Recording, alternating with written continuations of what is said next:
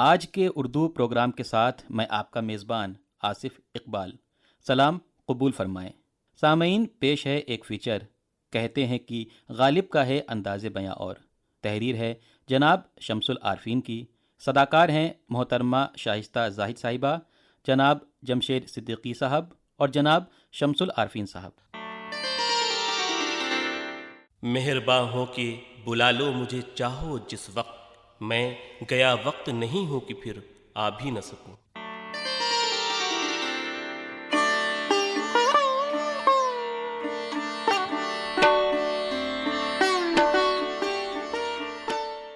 میں زمانہ غالب ہوں، جہاں وقت کی گردش عجیب و غریب مشاہدے کراتی ہے۔ میں نے اپنے چشم سے فارسی کے درخت پر ریختے کی شاخوں کو نمودار ہوتے دیکھا ہے، اور ان شاخوں سے جن گلوں نے جنم لیا ان کی خوشبو آج بھی فضا کو معطر کر رہی ہے۔ کیا آپ کو پتہ ہے فارسی کا درخت اور ریختے کی شاخ کون ہے؟ چلیے ہم ہی بتا دیں کہ وہ کوئی اور نہیں بلکہ مرزا اسد اللہ خان غالب عرف نوشے میاں ہیں۔ آج کی گفتگو مرزا غالب سے متعلق ہے۔ میرے ساتھ ان کے دو لختے جگر بھی ہیں۔ آداب، میں ہوں حسین غزل، وہ غزل جسے اردو شاعری کی آبرو کہا گیا، وہ غزل جسے میر تقی میر نے عزت بخشی، جسے خواجہ درد نے محبت کی شیریں زبان بنا دیا۔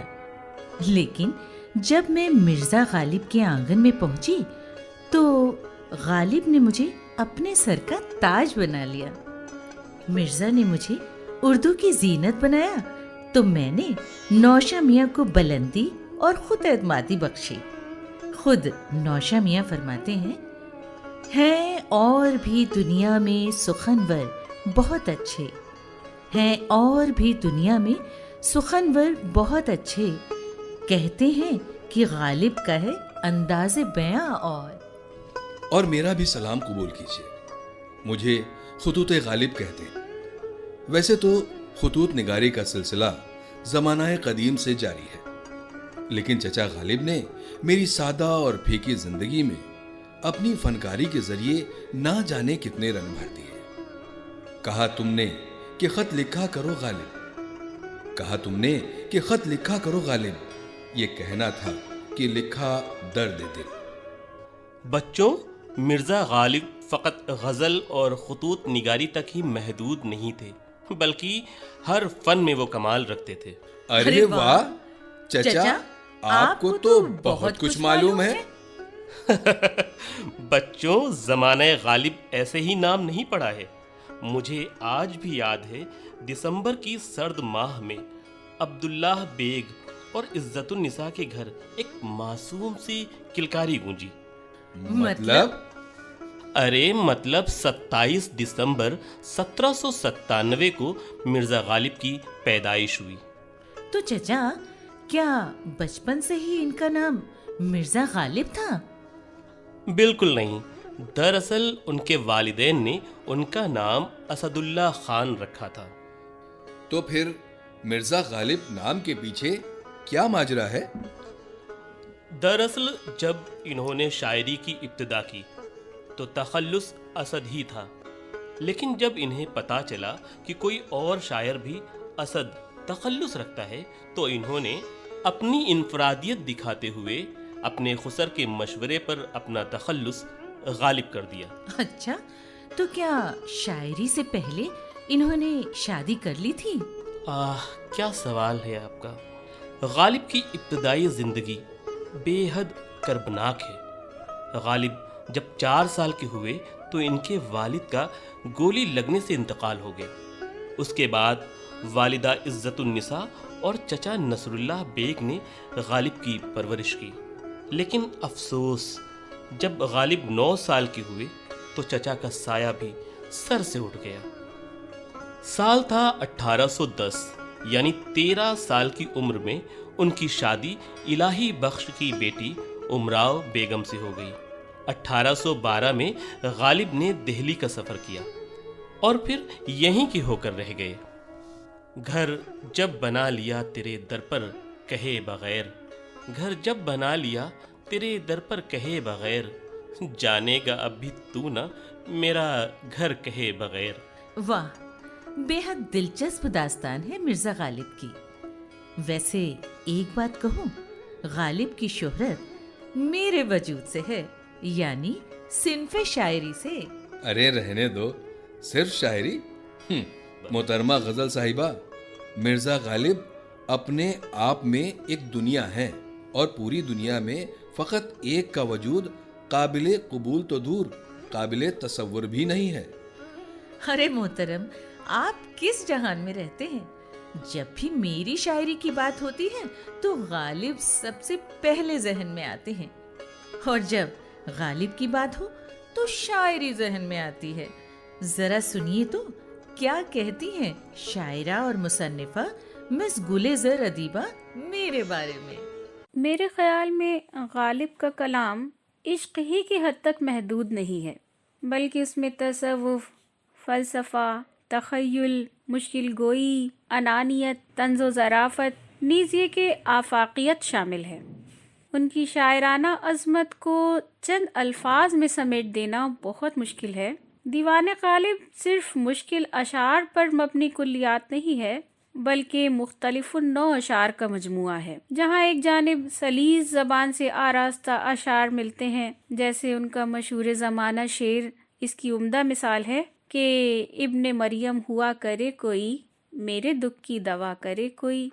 تو اب سنا آپ نے کیا ہے میری اہمیت؟ محترمہ، لگتا ہے کبھی آپ نے خطوط غالب یا غالب کی تاریخ نویسی نہیں سنی۔ غالب نے سیدھے سادے خطوط میں بھی وہ ذائقہ بھرا کہ آج تک اس کی چاشنی باقی ہے۔ ان سے پہلے غالباً کسی شاعر یا ادیب نے خطوط نگاری میں نہ تو وہ ذائقہ پیش کیا، نہ ہی کوئی فن کے کمال دکھا سکا جو غالب نے پیش کیے۔ آپ بھی سنیے کیا کہتے ہیں میرے بارے میں دلی یونیورسٹی کے ریسرچ اسکالر محترم جناب فیصل خان صاحب۔ مرزا اسد اللہ خان غالب کو اردو خطوط نویسی کا موجد اور رہنما تسلیم کیا جاتا ہے۔ ان کے خطوط اردو نثر کے ارتقائی سفر میں سنگ میل کی حیثیت رکھتے ہیں۔ غالب نے مکتوب نگاری کو باقاعدہ ایک فن کا درجہ عطا کیا، قدیم اور روایتی انداز بیان کو ترک کر کے نیا طریقہ کار ایجاد کیا۔ غالب کی خطوط کی خوبیوں میں سے جو بات سب سے زیادہ اہمیت کی حامل ہو جاتی ہے وہ یہ کہ وہ مراسلے کو مکالمے کی حد تک پہنچا دیتے ہیں۔ تو محترمہ اب سنا آپ نے؟ ہاں سن لیا بھائی، سن لیا۔ اوفو بچوں، آپ لوگ لڑنے کیوں لگے؟ بھائی غالب کی عظمت شاعری کے ساتھ ساتھ دیگر فنون میں بھی ہے۔ مرزا غالب کے فن کی شہادت بلی ماران کی گلی قاسم جان کے ساتھ ساتھ اردو کے تقریباً سارے دبستان دے رہے ہیں۔ ارے چچا، اب تو میری بے چینی بڑھتی جا رہی ہے۔ آپ اس دور کا کوئی ایسا قصہ سنائیں جو غالب سے وابستہ ہو۔ غالب کے یہاں قصے تو شب و روز ہوتے ہی رہتے تھے، پھر بھی ہم آپ لوگوں کو ایک واقعہ سناتے ہیں۔ جی ضرور۔ دراصل مرزا غالب اور شیخ ابراہیم ذوق کے درمیان ادبی چشمک رہتی تھی۔ چونکہ ذوق ولی عہد بہادر شاہ ظفر کے استاد تھے، لہٰذا ان کی قدر و منزلت زیادہ تھی۔ ایک بار کی بات ہے، ذوق اپنی پالکی میں سوار بازار سے گزر رہے تھے، تبھی غالب نے ان پر ایک فقرہ اچھالا۔ کیا فقرہ اچھالا؟ فقرہ یہ تھا، ہوا ہے شاہ کا مصاحب پھرے ہے اتراتا۔ جب ذوق نے یہ سنا تو بہادر شاہ ظفر سے شکایت کی۔ ولی عہد نے غالب کو قلعے میں طلب کیا اور پوچھا کہ آپ نے ہمارے استاد محترم پر طنز کیا تھا؟ غالب نے فرمایا، نہیں حضور، وہ تو میری نئی غزل کے مقطع کا مصرع اولا تھا۔ ولی عہد نے فرمایا، مقطع ارشاد فرمائیں گے آپ؟ غالب نے کہا، ہوا ہے شاہ کا مصاحب پھرے ہے اتراتا، ہوا ہے شاہ کا مصاحب پھرے ہے اتراتا، وگرنہ شہر میں غالب کی آبرو کیا ہے۔ محفل میں غالب کی واہ واہی ہونے لگی۔ شیخ ابراہیم ذوق نے ایک اور چال چلی اور کہنے لگے کہ اگر مقطع اتنا خوبصورت ہے تو پوری غزل کا عالم کیا ہوگا؟ پوری غزل سنی جائے۔ غالب کچھ لمحے خاموش رہے، پھر کرتے کی جیب سے ایک پرچہ نکالا اور گویا ہوئے۔ ہر ایک بات پہ کہتے ہو تم کہ تو کیا ہے، ہر ایک بات پہ کہتے ہو تم کہ تو کیا ہے، تم ہی کہو کہ یہ انداز گفتگو کیا ہے۔ مفتی صدر الدین غالباً ان کے قریب ہی بیٹھے تھے۔ انہوں نے چپکے سے وہ پرچہ دیکھ لیا جس پر کچھ بھی نہیں لکھا تھا، لیکن انہوں نے غالب کی پردہ پوشی کر لی۔ مطلب غالب نے وہیں پر ورجستہ یہ غزل کہہ ڈالی؟ بالکل صحیح سمجھے آپ۔ غالب بے حد ذہین شاعر تھے اور ان کا حافظہ بھی کمال کا تھا۔ جب قلم اور روشنائی پاس میں نہ ہوتی تو کسی کپڑے پر گرہ لگاتے اور شعر کہتے جاتے۔ لکھنے کا انتظام جب ہو جاتا تو گرہ کھولتے اور شعر لکھ دیتے۔ یہ تھا حافظہ مرزا اسد اللہ خان غالب کا۔ ارے ہاں، یہ غزل تو میں نے بھی سنی، مجھے بے حد پسند ہے۔ اگر آپ لوگ اجازت دیں تو میں اس غزل کی چند اشعار آپ حضرات کی خدمت میں پیش کروں؟ بالکل اجازت ہے۔ مطلع حاضر ہے۔ ارشاد ارشاد۔ ہر ایک بات پہ کہتے ہو تم کہ تو کیا ہے، تم ہی کہو کہ یہ انداز گفتگو کیا ہے،